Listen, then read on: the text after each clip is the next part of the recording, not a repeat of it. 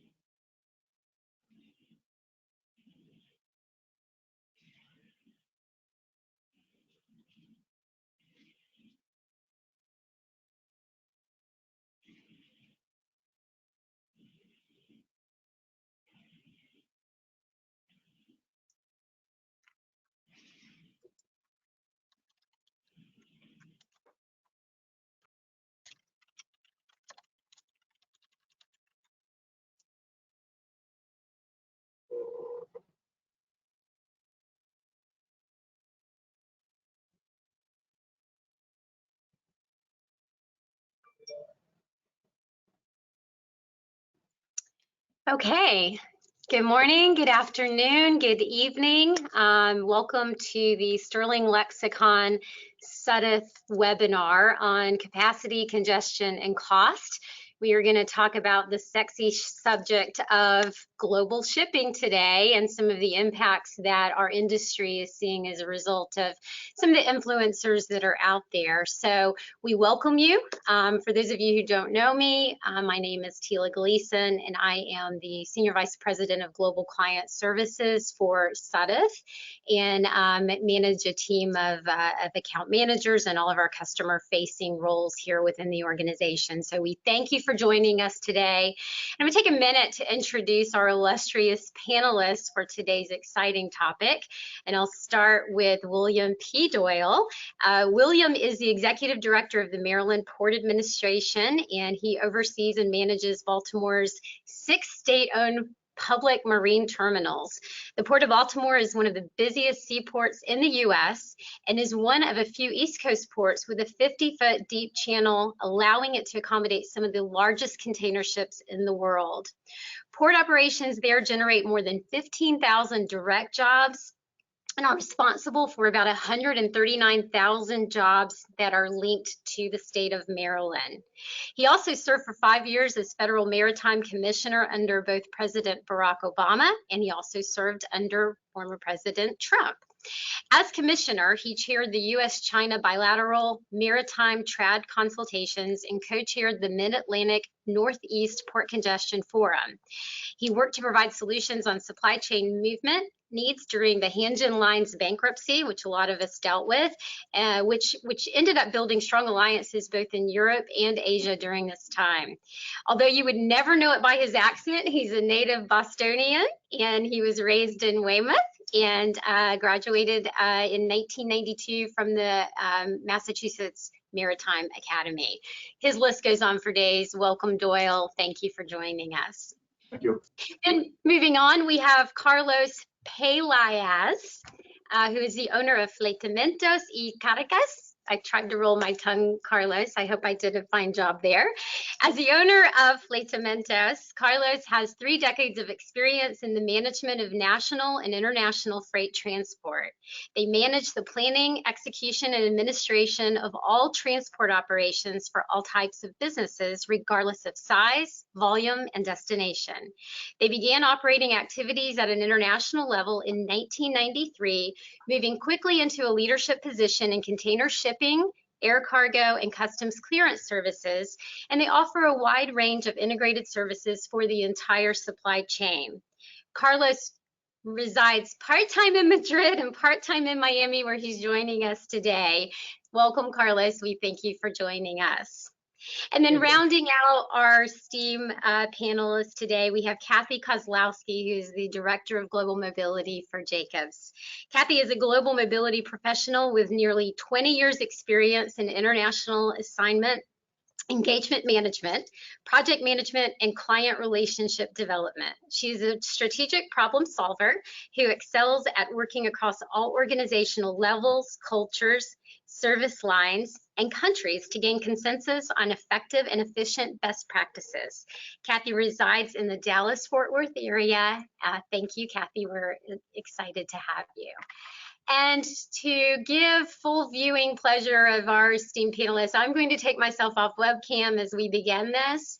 A couple of housekeeping things that we do want to touch on before I turn my camera off. We do want to engage our audience today and give you guys an opportunity to ask questions. So as you're looking at your screen, there should either be a question area where you can actually type in your questions, and we'll have someone moderating those questions throughout the session.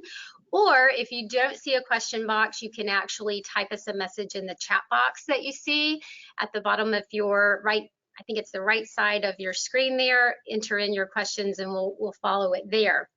And then last but not least, if you don't see the chat box, you can raise your hand. There is a raise your hand function, and we'll have someone watching for all the hand raises out there today so that we can make sure we carve out time to incorporate your questions, as this is a very meaty topic today.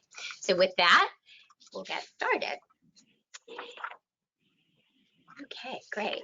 So what are we going to cover today? So just to kind of level set what started the need and the desire for us to host a webinar today. Global shipping is experiencing extreme climate change, not unlike many of the other industries worldwide. If you couple COVID-19 related issues with an uneven global economic recovery, sprinkle in a little Brexit on top of an industry that was already experiencing capacity challenges prior to the onset of the pandemic, and you have what you would call a perfect storm.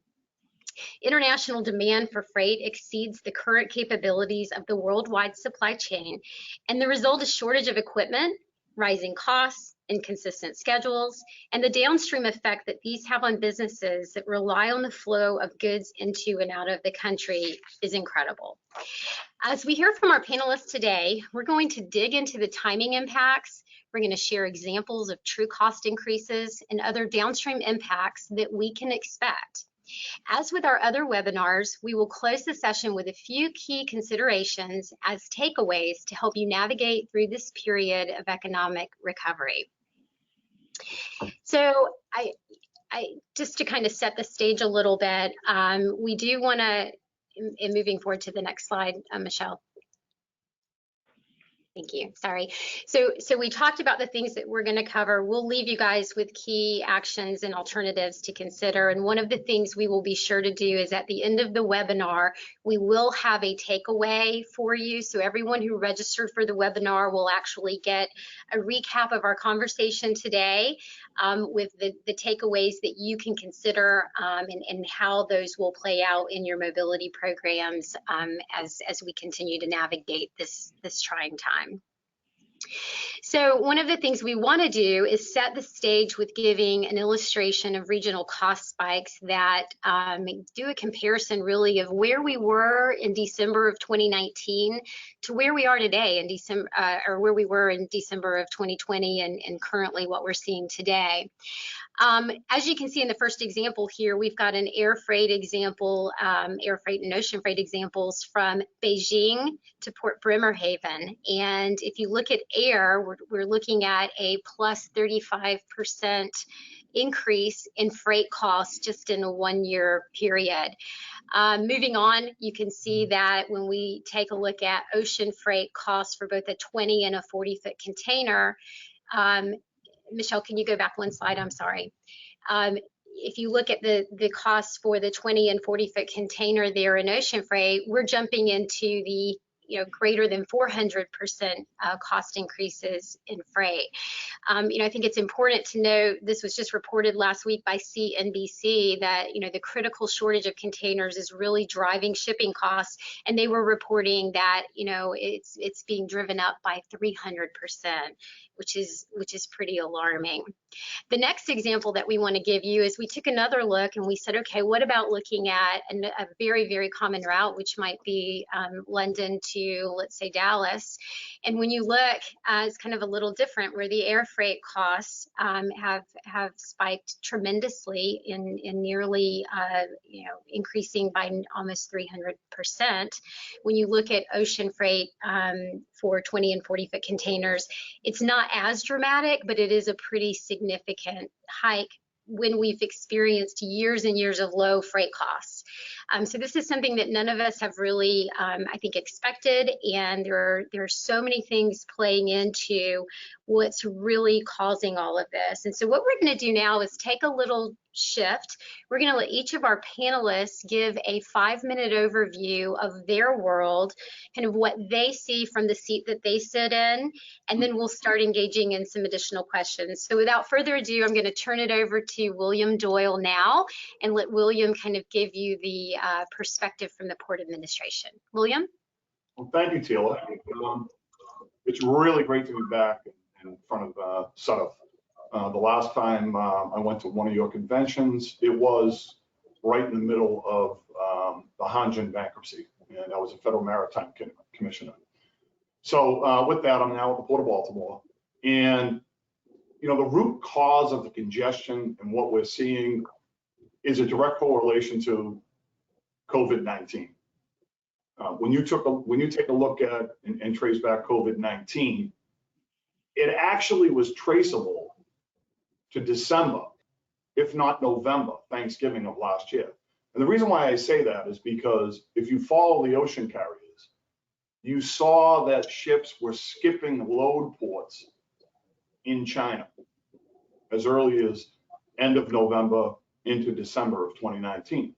Now, we didn't know why at the time load ports were being skipped, but as you trace it, it was for a lack of workers showing up to the port, because now we know they had COVID.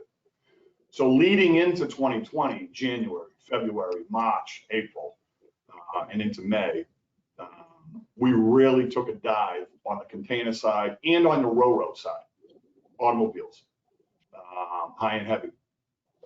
And we had such a decrease in the amount of imports coming to the United States, and quite frankly to the EU, that you saw the ocean carriers laying up ships, taking ships out of service because there was no cargo.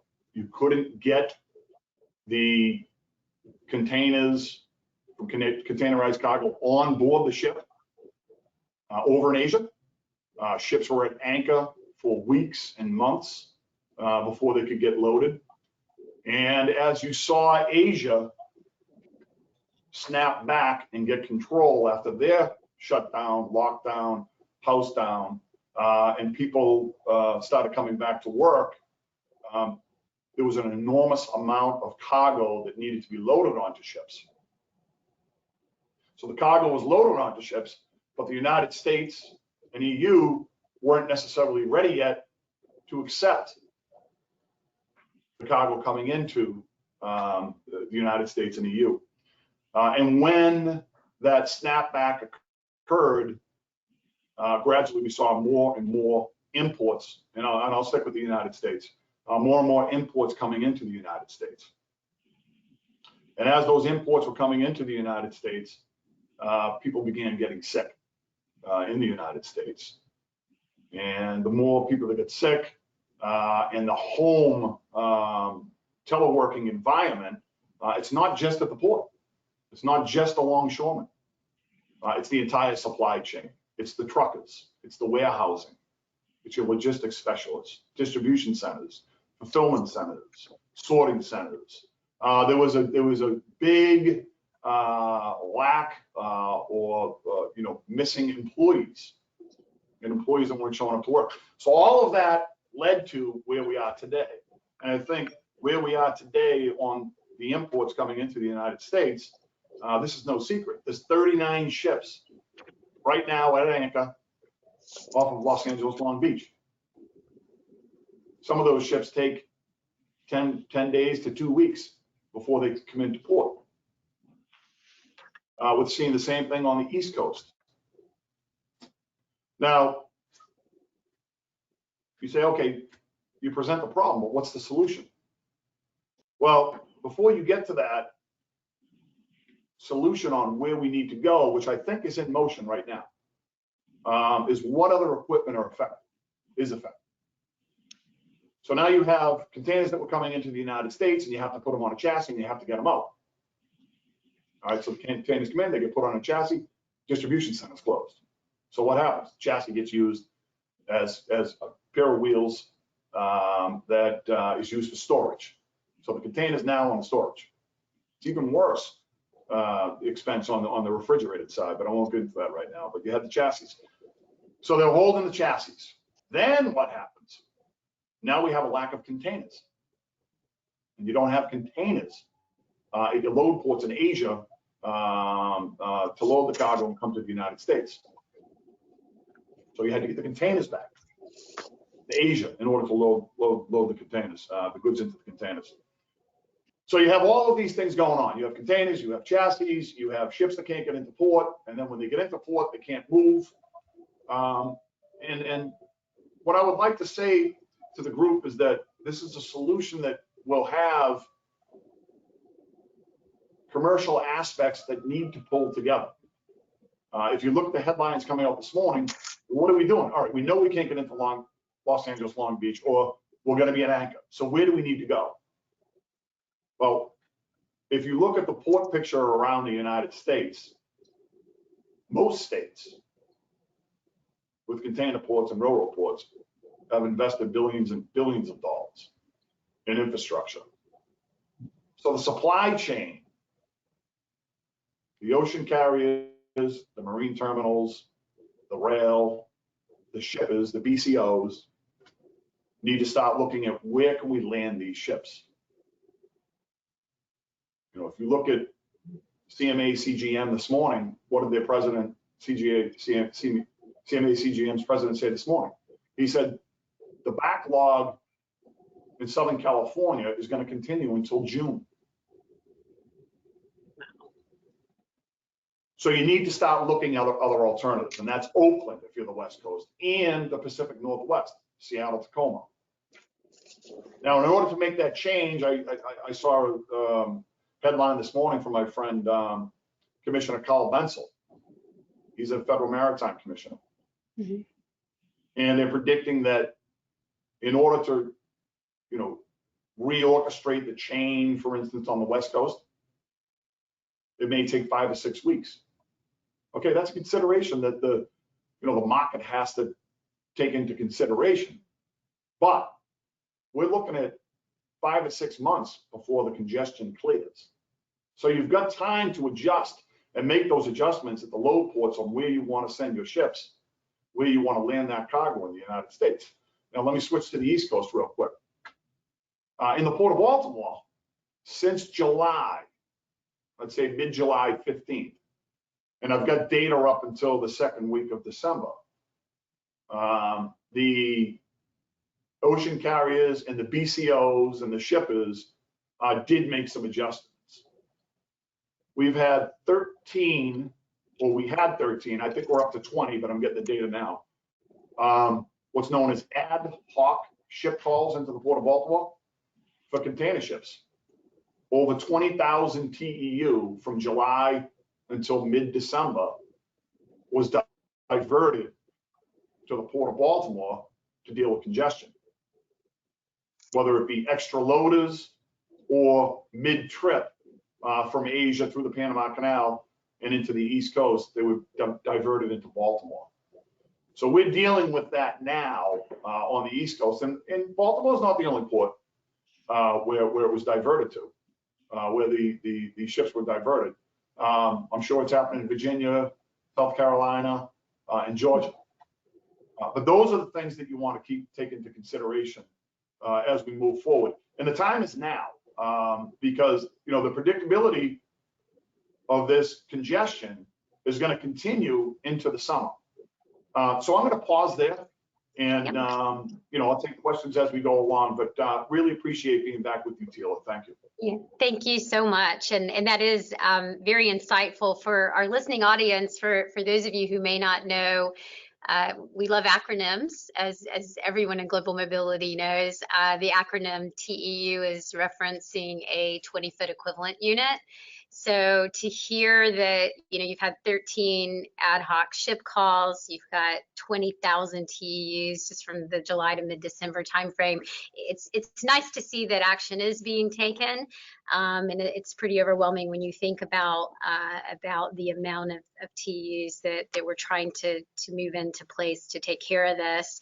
And I know as we shift to Carlos, we're going to expand, I think, a little bit from a freight forwarder's perspective. Carlos, share with us what you're seeing, and you're kind of the guy that's responsible for prioritizing shipments and making sure that you're choosing the best routing options possible. So can you add a little bit of the freight forwarder's perspective to what we're talking about? Yeah. Hi, like William said, we have a problem with all the places, not only with the ports. We have a problem with the warehousing, with US Customs, with FDA, USDA, because now with the social distance, everything's going slow. So for example, if you do, when the container pull out the port, you spend like a day for do the US Customs, the inspection for FDA, USDA, and they take 24 hours. Now they spend like 2 or 3 days for do it, because it's a problem with that's make more congestion in everything. So while now we are looking for solution for about this kind of problem. So one is the solution we're trying to move. We are looking what port they are more easy to work, or what is the port that they have a space at this time, or they are less congested with another. So we are finding, for example, in the East Coast, we are moved, our main port in US in the East Coast is New York and Miami. Miami is for South America, and New York is for the rest of domestic cargo in the East.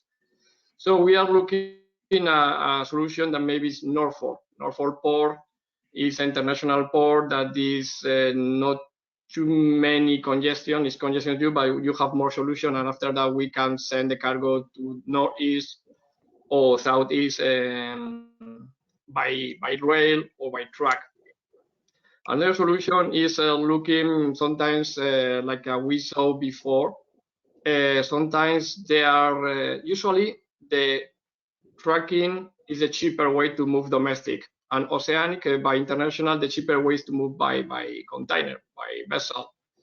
But sometimes the container is too complicated to find a container, especially a 40-foot container. So we are looking to move half of the cargo by airplane. Sometimes the rate is similar to the container at this time.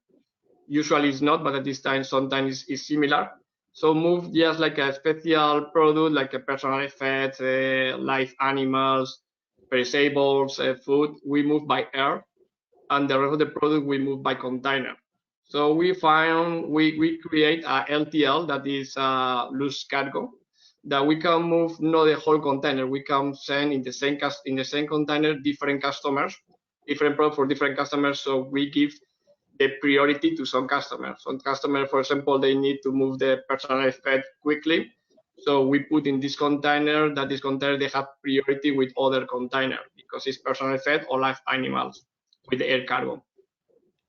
So that's our priority. Our priority is to find where is the most important cargo right now, where is the place where we have to delivery. So follow this point, we are looking the easy port at this time. Not the closed ports, not the easy ports. And also we are looking what kind of cargo they have to be the priority. So if we find a rate, a similar rate, or sometimes a little more expensive by air than by ocean, we do by air, because by air will be quickly, we faster, and the difference of the money is not a big deal. But the main point is the containers. The container is no problem with the container because they are more like a 200 million containers around the world. But the problem is it's not in the right place right now. We break the rotation of the container for this the COVID. So now we are looking to move empty containers to some warehouse that we think that in the future we need. For example, now we stop with the Christmas season, but in September, October, November of the last year, we have to move empty container to the northeast, to north area, and to the southeast, to Miami, for example, for most of South America. And from South America, we are looking to move this container to China because the vessel they are going to look to there. That's one example that we are working on right now. Another example, for example, with the special cargo is like we say, we have some product that we need to faster, and we move by air. And sometimes we move not directly because we're trying to send a full container with the service, with the LTL, and move to a platform that we can send. We can split the cargo and send to different locations by truck. By truck right now we are fully off track. We have possibility to move that. Another problem that we have right now is with the documents, with the inspections. Sometimes the U.S. Customs, the CBP, they have to follow the social distance. So sometimes you spend like 1 hour, 2 hours to do a inspection, and now you can spend like 5, 6 hours to do the same inspection, because you have to wait until the inspector is coming, looking for the cargo. They have to move out. You have to go there. So that's some problem that they create more congestion with the container, because as soon as you don't finish with the container, you outload the container, you cannot return to the terminal. And when you try to return to the terminal, to the port, you find the same congestion. So more or less is the problem solution that we are working right now to find it. Thank you, Carlos. Yeah, so I think the overarching message from both Bill Doyle and from Carlos, you know, when you think about the start of COVID, the backlog impact that it's had, the shortage of containers. So we're looking at alternative solutions, which is rerouting containers. It's maybe choosing a new port of entry. But then it doesn't stop there, right? Because you've got the backlog at the ports. If you're sending a driver in to get it, we've heard of extreme delays where drivers have waited an entire day to pick up a container and they couldn't get it. And so we start seeing waiting time charges come in for the drivers who've waited at the port to load these containers. Rail is backed up. And so you are seeing a huge downstream impact that really is resulting in a lot of delays, and it is driving costs up. And while we don't want to focus on the negatives, we want to focus today on really what are the options, what are the solutions, and how can we help you equip yourself with information to really help manage your business need. And so with that, I do want to take a little shift over to Cathy and have Cathy maybe give us the global mobility perspective. And Cathy, I know personally, Jacobs has seen this early on, and you've had to maybe do a few audible moves. I'm trying to get Super Bowl plugs in there before this weekend, but you've had to audible a little bit there to get some business needs met. Can you share with us just some of what started with COVID and how Jacobs has responded to this? Sure, absolutely. So I think back in probably February, March, you know, my global mobility team started working really closely with our global security and resilience team to monitor the situation like everybody else was. We didn't know what was going to happen. We were trying to avoid making any kind of knee-jerk reactions. But Jacobs, we're very fortunate, it has a very strong, the company has a culture of caring. So we put our people at the center of everything that we do. So following kind of that mantra, you know, my teams globally started doing a one-to-one reach out either by email, by phone, by smoke signal, however we had to reach out to every single one of our expats and to make sure that they felt safe, that they felt secure where they were, what their plans were. Not even talking about what the project needs were or the business needs were. It's, are you safe where you are? What do you want to do? Do you want to try to stay where you are, or do you have a need to try to go home? And we had a few people who wanted to go to a third location even. So we started working through those things. We called it a tiger team with our kind of global security team, where we had a list of every single one of our expats and local hires, anybody that was in a country that maybe they were work permitted to. We did all of that. Then after we had that reach out, then we started working with our various project managers. And Jacobs is a little bit unique in the global mobility world in that 90% of our expats are working on a project, where I think a lot of other industries, it's more kind of corporate functions and just leaders going out to set up stuff. So we were working with all of our project managers to understand the needs of the project. Can this work be done from home, right, from where they were already working, but just from their temporary living or their permanent housing, versus going back to a third, their home location? Can it be done there? Are they still required on site? If they're still required on site, what are the safety protocols that are being put in? Or is the project going to end? And we actually had very few projects that completely ended where we had to repatriate, large numbers of people to come home. What we found was that actually most of our employees wanted to stay where they were, and that actually worked out really well, because we didn't add to the freight and the shipping crisis by trying to bring people home. We had so with our kind of global security team and this tiger team, we had a lot of direct impact or direct feedback directly to our senior managers, our executive leaders, our CEO and such, to let them know what we were doing, what the kind of the feelings were, and making sure that then the messaging of putting our people first was getting pushed down to the project managers and kind of the more middle level managers, where the CEO, his goals are based on people, performance, happiness, all of that, right? Whereas you get to a middle level manager and they start looking at specifically at cost. So when it came down to talking about cost with those managers, the conversations we were having were, they were looking kind of short-sightedly at, should we end the people's cost of living allowance because they're not working, on this project, they're stuck in this location.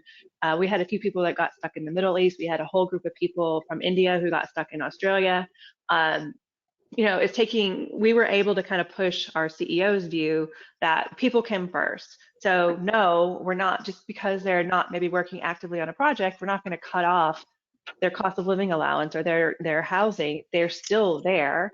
They still need these things. And we were also able to show, though, that the cost to try to bring them home was actually going to be higher than leaving them there and continuing to pay their allowances.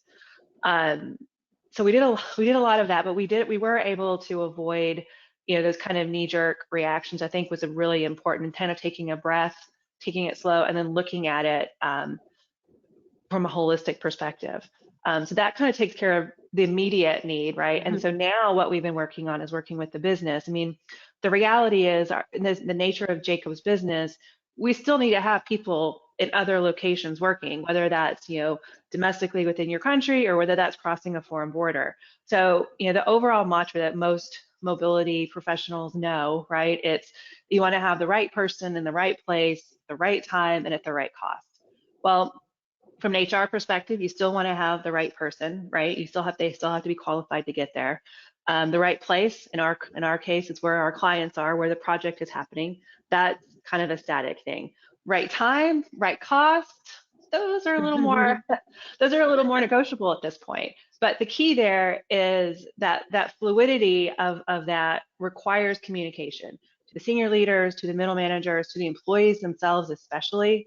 That's internally from us, also externally, as I'm sure there's some of the, Suddath and Sterling people on the call, it's also you guys having those conversations with the employees. I think it's setting those realistic timelines. Everybody knows we're in the middle of a pandemic still. I think the key is allowing them to make plans, right? So as soon as you've set an expectation, then that allows them to take the appropriate actions. Some of the things that we've been seeing with the assignments that we are doing, which, we've seen far fewer kind of traditional long-term assignments or even traditional short-term assignments. We're seeing a lot more people moving towards remote work from where they are, plus business trips, which I don't have time to go into all the immigration concerns and the tax Another concerns topic that of the brings. year. Yeah, that would be a whole other topic. But we know those things. We also have to manage where we are sending people over. Again, it's setting those expectations around the timelines, and then planning with the business for. We've done a few where we gave them, instead of just sea shipment, we gave them an air shipment, which eliminated the need for the sea shipment, or kind of splitting it out, based on what they need immediately. Also expecting longer, temp living. I think that's another big one for us, is we're planning around known quarantine periods, right? And so that already extends the temp living time. But now we're having to potentially extend it even further so that they actually have goods when they get to their final location. I think the other part, like I said, we could talk all day about immigration compliance and, the extra paperwork that you have to done just for a travel ban, exemptions, work permit delays, all of that.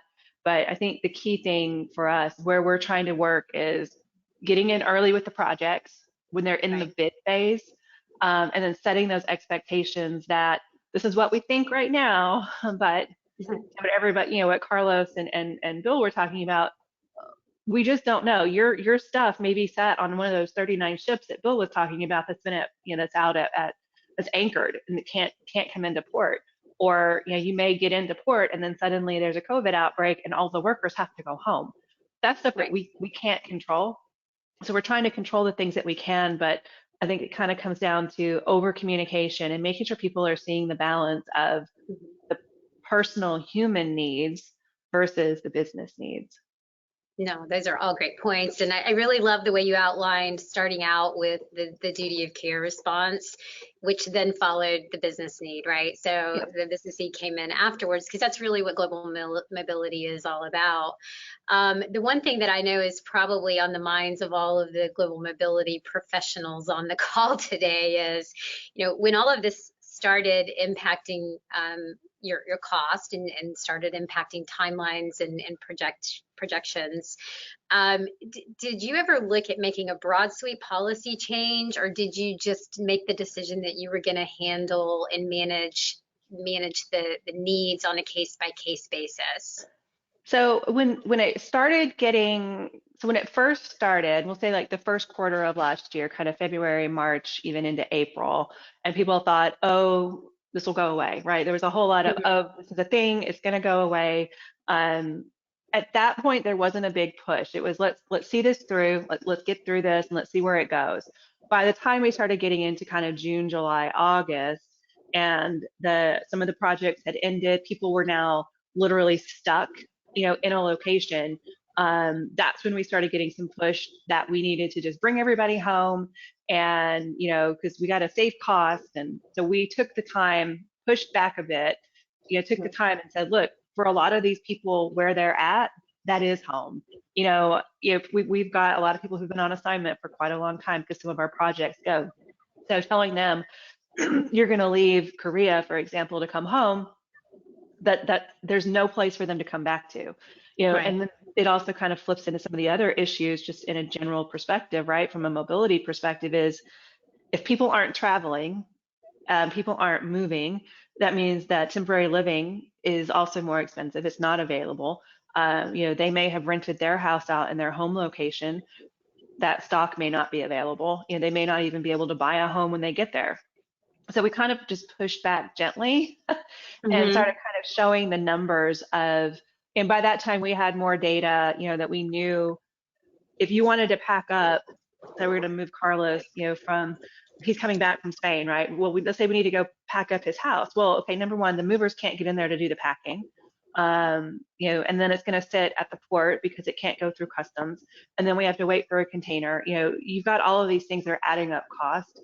And like I said, it finally came down to, we were able to not have to do any kind of broad sweep policy changes because we showed them the data.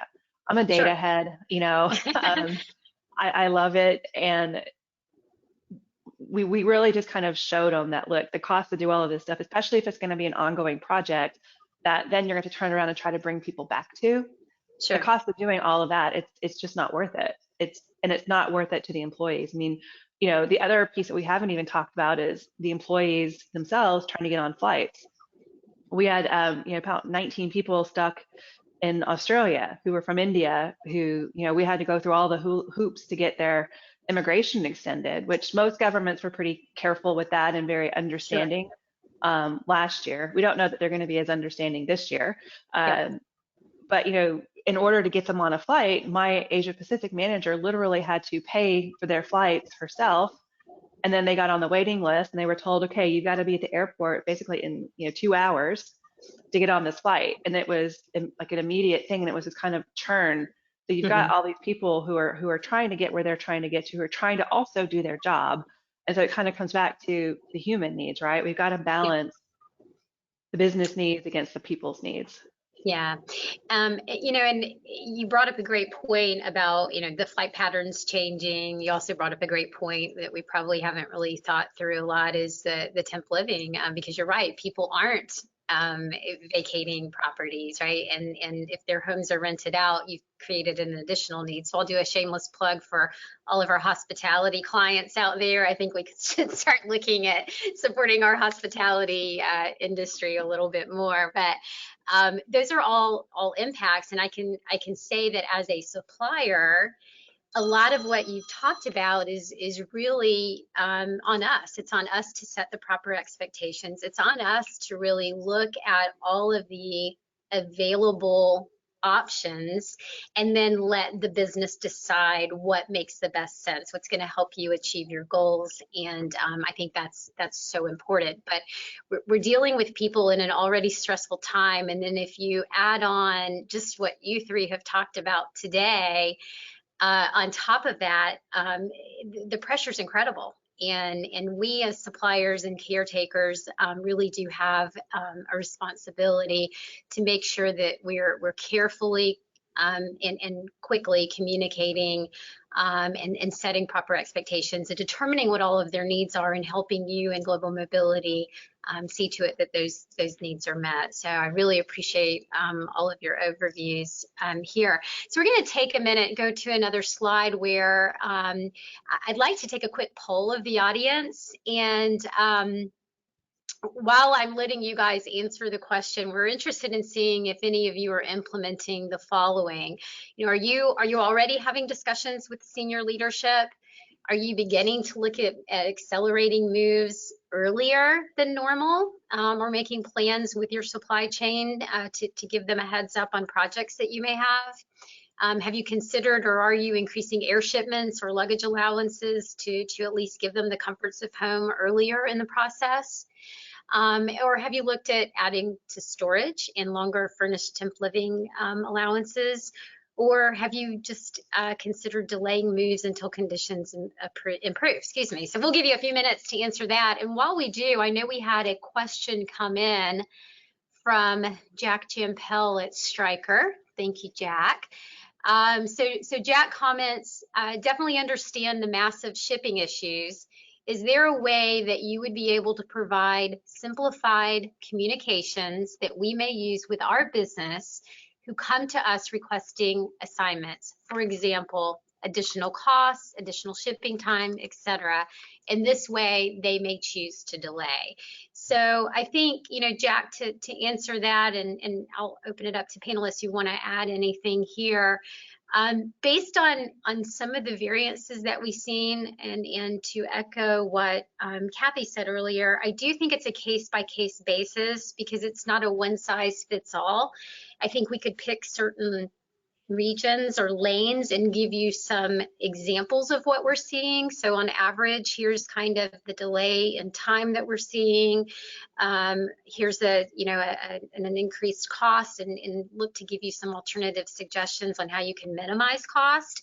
And I think giving you the, just kind of a broad sweep of, here are averages, but yeah, on a case-by-case basis, work directly with your suppliers to help drill down into what your options are. And Cathy, I don't know if you have anything to add to that as a global mobility leader there.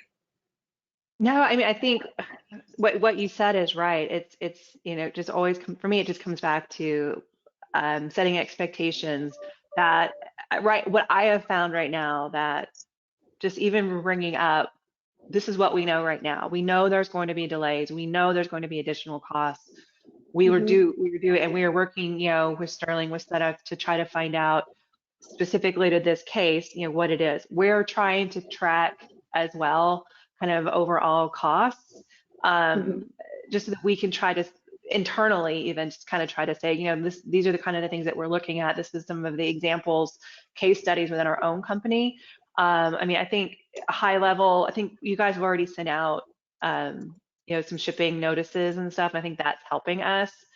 But like I said, it's really, people know that we're in a global pandemic. People know there's going to be delays. It's just communicating and then communicating that again, and especially to the employees themselves. I think you touched on it, Teela, already. It's making sure that whoever the person is that's talking most to that employee, whether that's somebody internal like at my company, or if it's something that the Sterling team is doing, it's making sure that that person knows that they are being considered, they are being thought of, and they haven't fallen through the cracks, which is what people immediately think when they don't hear something. Yeah, agreed. It's better to have tough conversations early on than trying to recover from them after the fact. So thank you for that. So taking a look at the poll, overwhelmingly, there's a large group of folks, nearly 70%, that have already begun to set expectations with senior leadership, which I think is fantastic. That's really, the best thing you can be doing at this point. We do have, secondarily there, it looks like a lot of you have made the decision to delay moves until conditions improve, which we know there's no guarantee on when that will improve, but at least we're getting some, I think, some good guesses from subject matter experts like Doyle on kind of the time frame and efforts that are being made that should help eliminate or alleviate some of the pressures that we're seeing. So we did say that we were going to talk a little bit today about considerations and things that you can take away with you for options. A lot of what we've talked about, but I'll spend some time here now going through this. I think key takeaways from today's conversation, and then we're going to go into some question and answers, because I know some of you have some questions you want to pose. But really, right now you should be planning and budgeting for the increased cost and transit delays. And just as I said with Jack, there's not one size fits all. Every scenario is going to be different. We will, as suppliers in your supply chain, should be looking to provide all of the alternative options that exist, and then let you make the decision on what's best for your business. So, getting senior leadership engaged, making sure that mid-level manager, like Cathy said, understands, there's more to this than this budgeting. You got people involved in really understanding there are some extreme market conditions that are being addressed, but we don't know the exact period of time that this is going to play into it. Biggest impacts are going to be cost and delay. The other thing that you can do is you can look to initiate your moves earlier, right? So giving everyone extra time to get paperwork created, search for and book sailing dates early on. Those are some of the things that you can do. And in our industry, we kind of go through these waves of, we try as hard as we can to get the authorizations initiated early, but are there ways that internally, in working with your relocation companies, that we can make some adjustments to get at least the move initiation in a little bit earlier, so that we have the time to spend on looking for the best option?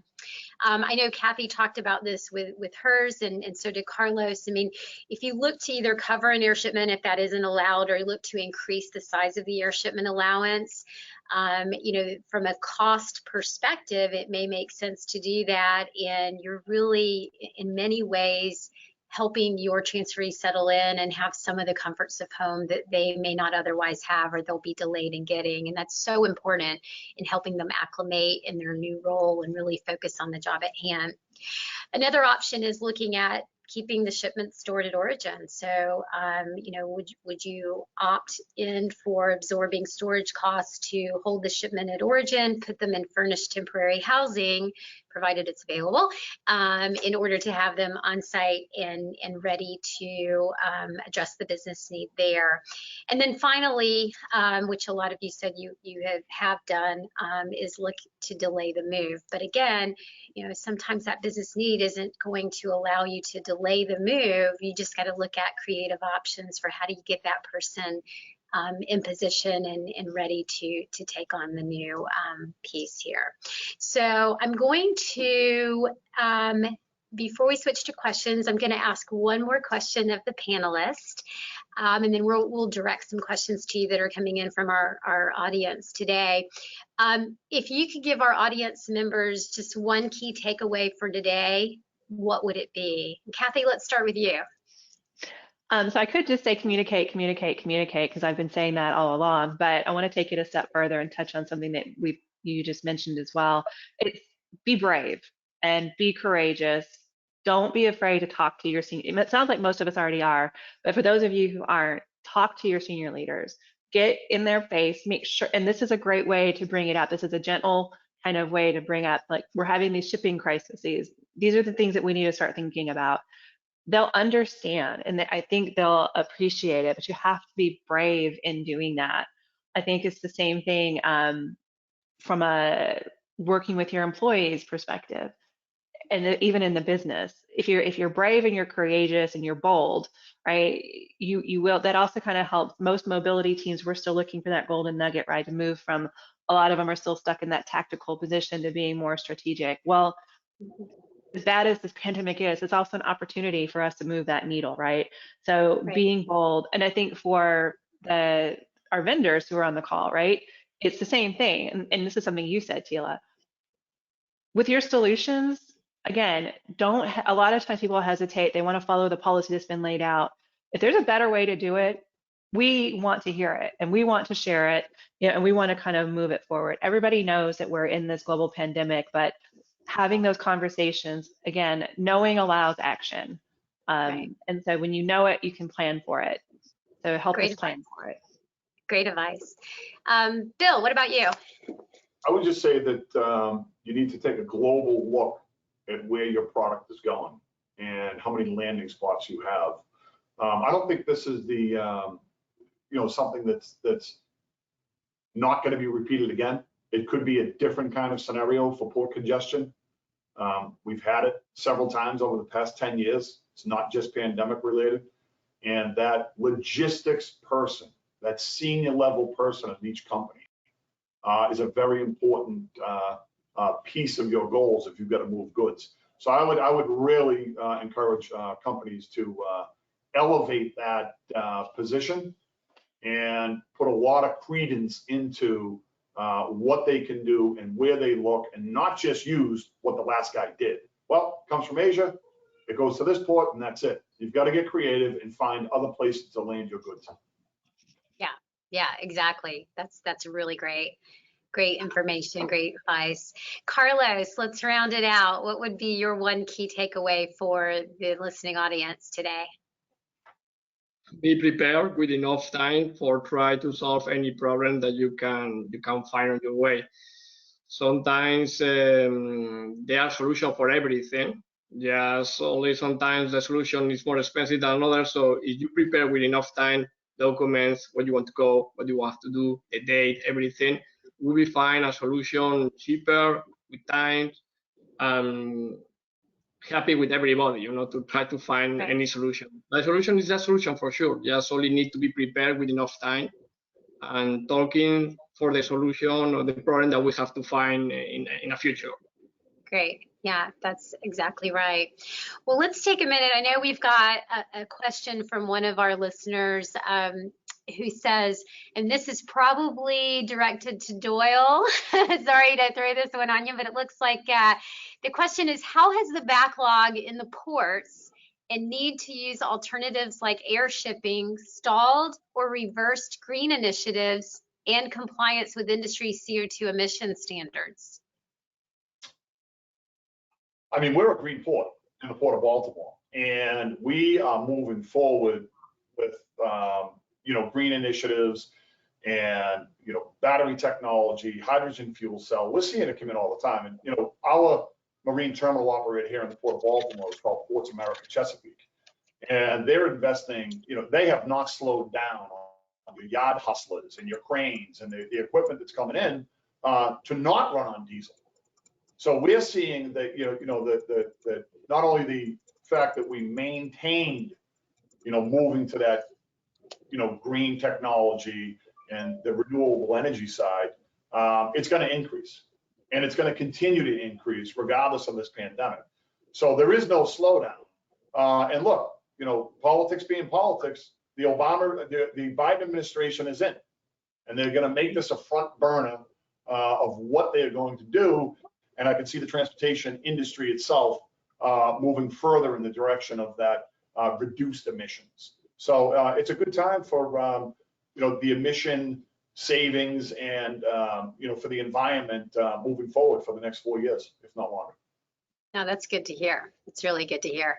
Just out of curiosity, how many vessels do you guys typically turn in a day? So we're a multi dimension port. One of our major carriers is American Roll On Roll Off. And they're a home goods mover. They get the government contract. We have railroads. We're the largest automobile import export in the nation here in the Port of Baltimore. We're the largest port. So we can have at any one day 16 ships right in the Port of Baltimore. That would be bulkers, ro-ro ships, container ships, tankers, special cargo ships. We're looking anywhere in the range, 9 to 16 ships a day Nice. in the port, right in the Port of Baltimore. Yeah, that's pretty impressive. So I think we have another question that just came in. Says, I'm part of the mobility supply chain, mainly household goods. How do you recommend we address freight cost rise issue with existing corporate customers with whom we have a signed contract with freight rates locked in?